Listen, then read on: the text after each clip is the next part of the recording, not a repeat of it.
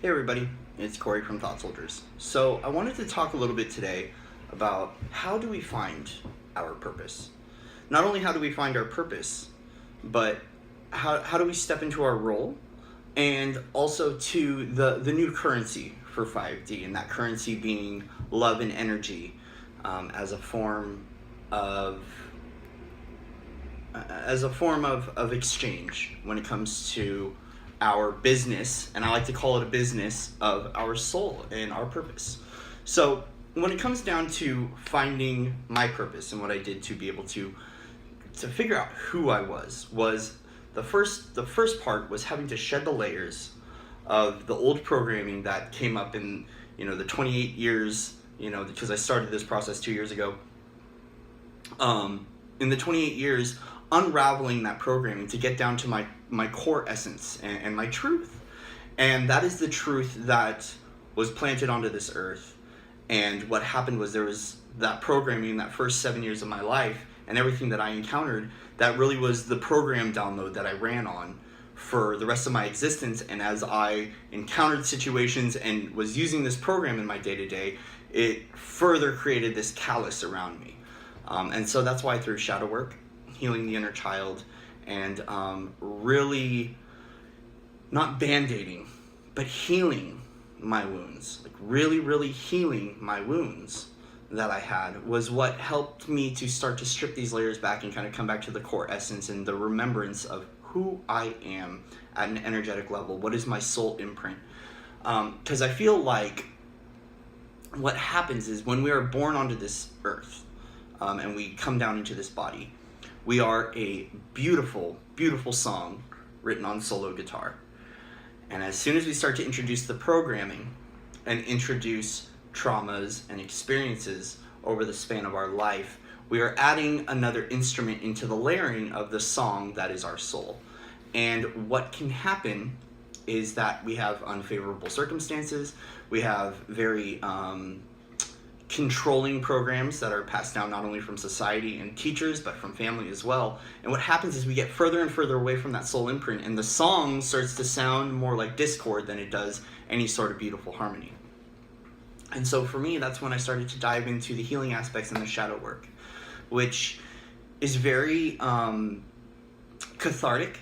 It's very extremely therapeutic, and it feels very good when you get out of it, but it can be difficult during some patches of that shadow work. But what I started to do before the shadow work was I made a list of affirmations of trying to figure out what was I, what broad generalizations could I put down onto paper and turn into affirmations. So I am strong, I am loved, I am caring, I am compassionate, I am empathetic, things like that. And what I did was I wrote down this list, and I every morning I read this list to myself. I am, what is this? I am, what is this? I am, and listed all those things. As soon as I started to embody these aspects of myself and these characteristics, because I always came from a sense of lack. I was very, in my journey, I knew what I was, but the more that I experienced things in my life, I got further away from that natural energetic imprint and got further towards what society created me to be, or what my experiences created me to be. And so I got further and further away from the song. The song started out as a beautiful melody and started to turn into this like heavy metal rap mix song that just got really nasty and ugly. That's a good kind of like visualization of what it turned into. And so what I started to do was to read these affirmations to myself and to embody these things, and to no longer look at what I wasn't, but to look at what I was and what I am. And when I embodied these things, I started to show the world what I was, and really remove those masks. Because another aspect too was there was always this sense of not showing you Corey in his authentic form in all aspects and all factors, but showing you what I think you wanted to see of me. This was another issue that I encountered, was because I thought no one could love me or like me in my raw authentic form, I would display to you something. I would display to you the Corey that I think you want to see based on my observation of who you are as a person. And this is where those chameleon aspects really come into play. And I still carry those chameleon aspects, and it helps to be able to relate to many different people in many different facets. But that chameleon mask sometimes can really step us away from our truth.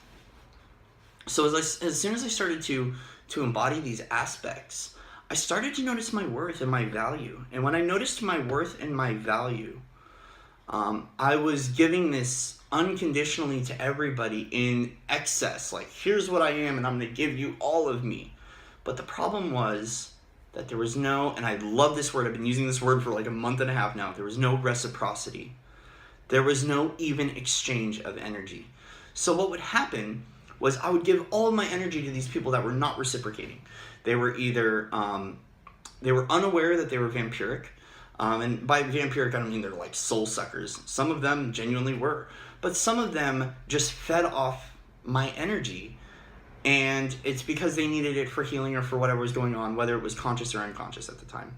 I wasn't in their mind, so I can't put that out there.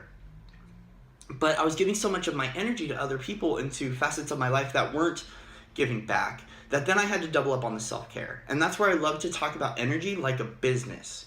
Because, in reality, all the energy we need comes from source. It doesn't come from other people. But what can happen, and what I stumbled in on, was I wasn't connecting to source, and I was giving so much to people that what happened was I would give on my day-to-day basis, and then I would come home and I'd have to isolate and recharge, constantly recharge. And so I had to learn not only energetic boundaries, which I'm still learning, but I had to learn that to cut cords, to sever energetic ties with people, because there are still cords that could be draining us of valuable, life force that we need to propel us into our destiny. And so I started to look at energy like a business. And I started to use this in my family affairs, use this in my day-to-day friendships and relationships, and to use this in my career as well. And what I would do was I started to notice where there was these drain points. So, I would be fully recharged and I would encounter a situation, and after a way I felt a little bit more drained. And I became consciously aware of where this drain was occurring in my auric field, where it was in my body, because I tuned in and I asked my guidance to show me, where does this drain, where does this cord exist? And I could feel it in pressure points in my body, and I knew whether this energy was being taken from me or I was receiving someone else's energy. And it's this fine balancing act that I've started to kind of to play into.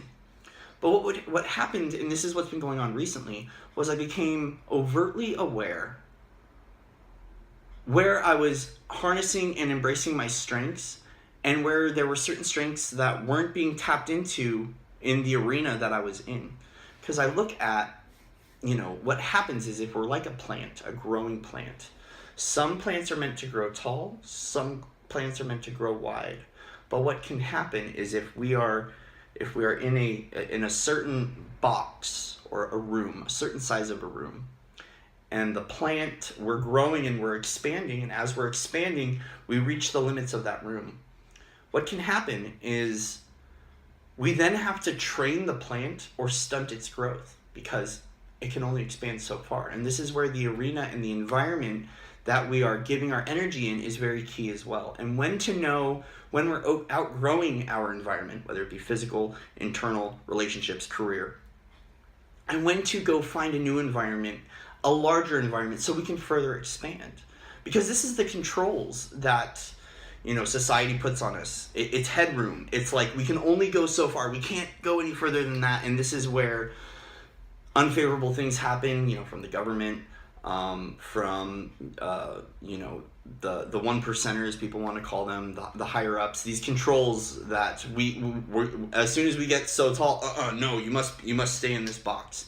And this is where we have to choose our arenas, and also notice too that, are we getting an even exchange of our energy? Because if we look at it like a business, financially, if I want my business to thrive and my business to grow and to expand, I need to be profiting. So if I'm giving out, there needs to be an even exchange back or a more on my return. Or even this too, which I've been encountering, is an even exchange of energy in relationships and career and what you choose to do. And then the profit, the abundance, well, we're abundant beings regardless, but I'm talking about on the profit margin of energy and love, we can get that from Source. And this is a good reminder to stay connected to Source and not to rely on other people's energy, because that's another thing that I get caught in, is relying on other people's energy, which can create codependence. It can create sort of an addictive behavior to a certain person, because sometimes a certain person's energetic imprint really harmonizes extremely well with our energetic imprint and makes this beautiful song. And it's one factor of this ascension process and this life journey is harmonizing with other people's frequencies and creating a beautiful song and dance from it. But it can become to a point where we become reliant upon it. And if that energetic imprint removes itself, what can happen is we feel like our song is not as beautiful, which is completely untrue, because in its soul essence, in its pure form, that energetic imprint is the most beautiful aspect of us. And so holding on to that is extremely vital and key. And knowing too that sometimes on our journey, these energetic imprints come along the way that create a beautiful harmony, and then it'll step out, and another imprint will come in and create a new harmony, or an old harmony will come back in and it will resonate perfectly and create this beautiful song of life for ourselves. And so that's another facet too, and that's what I love about this 5D experience and this new awakened experience, is that the new currency now is energetic. It's energetic, it's love-based, it's a real connection.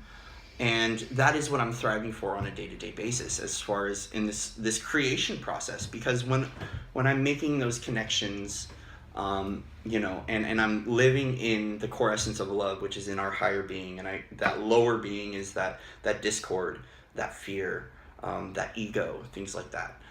When we are living in those heart-based connections and living in this upper realm, our higher realm, we become more connected to our higher selves, and we really are. It's easier to guide us along. And so the thing back to the creation of what we are and the removal of layers in order to find our soul essence, in our raw form, that purity. When I started to list these affirmations and I started to embody these strengths, what happened was there was new situations that would arise that would test my strength.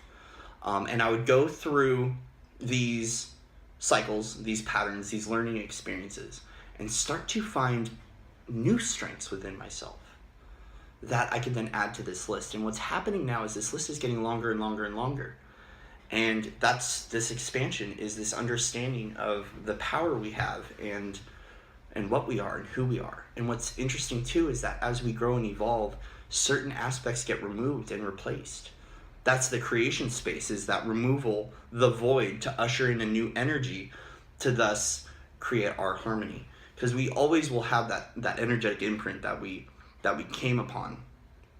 But when we start to ascend and really dig through that shadow work, we're now removing that discord, and we're arriving in new harmonies within ourselves, to where we glow brighter, we sound more full, and the symphony really starts to come together. And it's no longer noise that comes from programming, societal controls, stigma, things like that. It's now a beautiful orchestra and a symphony, and we all align with one another, and we all play one important instrument, if not multiple instruments, in this orchestral song that is life and creation. And so these new lessons come along, and these new experiences that we start to encounter, where we find new strengths about ourselves, and we find untapped potential that we were unaware of this entire time. And it can get really hard, because for me, I've been really trying to figure out, like, who am I? Who am I at my core essence? As I'm shedding these layers, what am I? And I still got plenty more layers to shed. It's not something that, these layers are not something that, like, you're ever fully complete with, I feel like, because we still have day-to-day experiences that will add new layers, and I'm never going to be 100% perfect in the unfavorable sense. I'm perfect the way I am with my flaws, my shadow, my light. I'm perfect the way I am, and I had to grow to recognize that. But the more that I do this shadow work, the more I get to that natural imprint in the discoverance of who I am. But as this list gets longer, it's hard because I'm like, who am I? You know, I'm a musician. I'm a lover. I'm compassionate. I'm empathetic. I'm a son. I'm a friend. I'm a brother. You know, I'm alive. I am beautiful. I am strong. Things like that. And what happens is there's still this old programming that we must define ourselves in one line. And it can get hard, and that's where the I am presence really steps in, because all we are is we are. Like, I am eternal, I am infinite, I am expanded, I am a creator. I am a reflection of source. You know, I am figuring out this game just like all of us are. And I am rewriting this game because the game stopped working a long time ago, and we're all aware of that. That's why this ascension process started, and we're anchoring in 5D and trying to bring this to the collective of every individual, is because we realize that the laws of the game that we've been playing don't serve us anymore, and it's time to write new laws and to create a new earth. And that's what's really beautiful about this ascension process. So, you know, I wanted to discuss the reciprocity as far as the energetic exchange when it comes to our currency for existing on New Earth and the creation that we're living in. And yes, we still have a monetary system that we have to live in right now because we have not broken down the banking structures. And but we're now getting to a point, and there's more individuals I'm running into in this ascension process that are more willing to engage energetically and reciprocate 100%, which then makes it easier on the process of frequency maintenance and things like, you know, staying confident, not being drained, and remaining whole and not emptying ourselves too much, is because that even exchange helps to keep the business alive longer, the energy business. And I don't mean this in a business of like energy healing. I mean the business of our soul. And I didn't want to bring business into it, but I feel like it's a good analogy for how we need to incorporate energy. And it's never going to be 100% perfect. So there are going to be times that, especially in the service role and the helping of other individuals, that we're going to be giving more than we're going to be getting back from certain individuals. That's where source comes in. And as long as we are connected to the best of our ability to source and to that energy, and with certain people too, through discernment, we know don't share our energy with them if you don't want to. Because remember, we have boundaries and we have free will, and some people will consciously give their energy to everybody, and this isn't a judgment call if you do that. But what you can do is you can help them connect to source themselves, so they don't have to take your energy.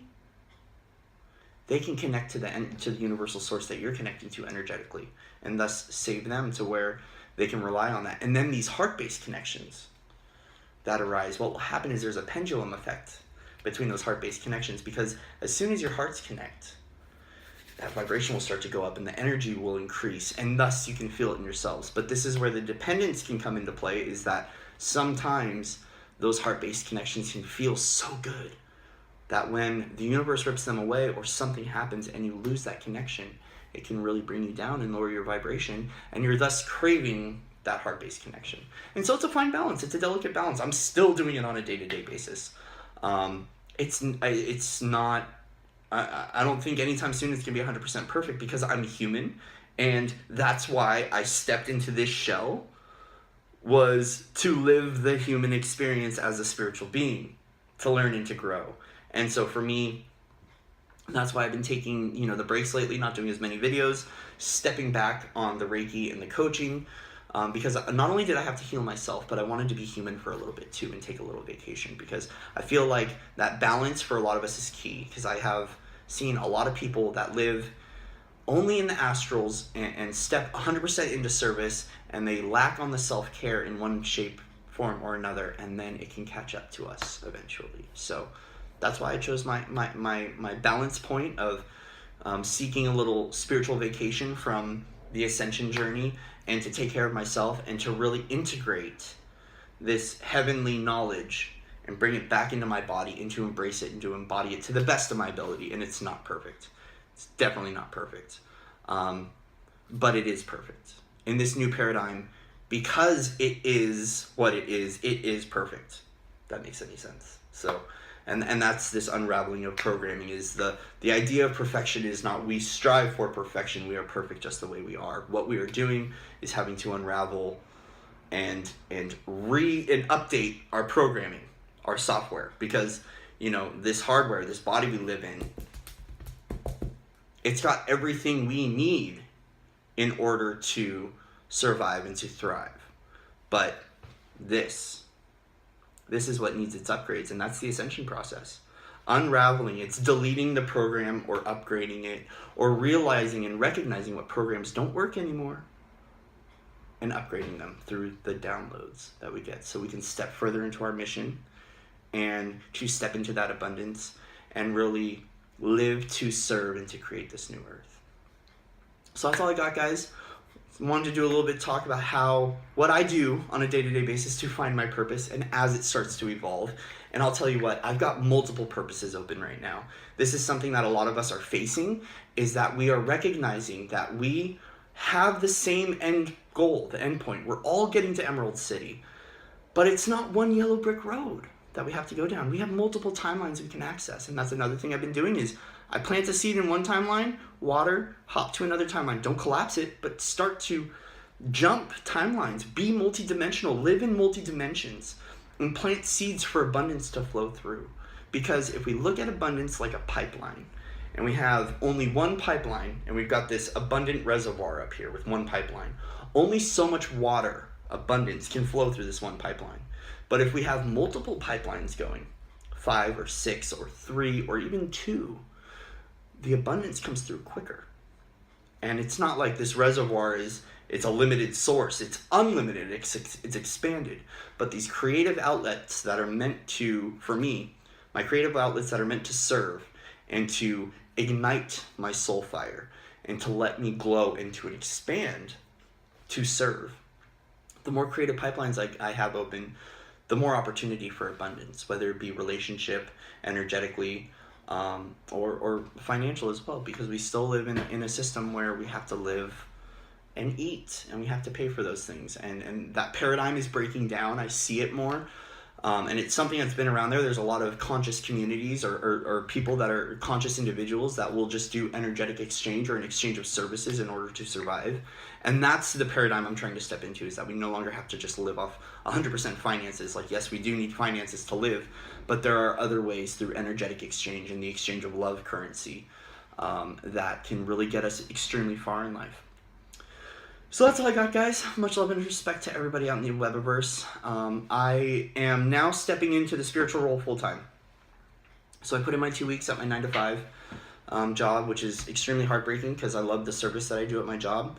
But I'm recognizing it's time to step into my mission. So my appointment calendar will be updated tomorrow because it's a, once again, financial thing. I got to pay for my free trial of appointment went up and I got to pay for it. I get paid tomorrow, so on and so forth. So it'll be up tomorrow. I'll be doing Reiki 30-minute sessions, Reiki hour sessions as well, and I'll be doing more Ascension coaching. And this is what I'm going to be doing full-time. I'm stepping into my spiritual role full-time, my lightworker role full-time, and I'm letting the universe take me wherever I need to go. And I'm very excited for this journey, and I'm glad to be back.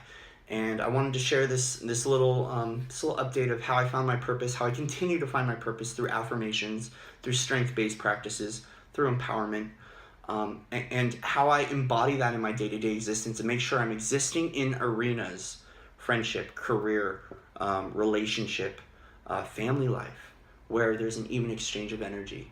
And people are I know my strengths and my purpose, but people are also accessing those things, and they're utilizing them, because that's what helps to fill my soul and fill my heart and make me feel better about what I'm doing in my day-to-day existence and make me feel more full. So when I'm done with my day, I can come back to center point in my reality and feel fulfilled and full and not feel drained or drained to the point of complete exhaustion, which does happen, but it's seeking that balance, which February felt like it was like that. It was that 2 month, it was that finding that delicate balance and implementing it in this heavenly month of March.